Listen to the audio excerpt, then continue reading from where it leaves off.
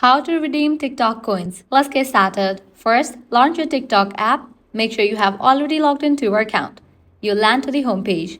Now, navigate to the profile page. Once you're over here, click on three bars given at the top right corner. Now, click on the option TikTok Studio. Redeeming TikTok coins involves using them to purchase gifts or support your favorite creators during live streams. Once you're over here, click on the option View All. Now at the top, you're going to find your balance. Click on View. If you have earned coins, you're going to find in this page. While TikTok coins cannot be redeemed directly for cash, but they enhance engagement within the platform. If you are a creator, received gifts can turn into monetary rewards.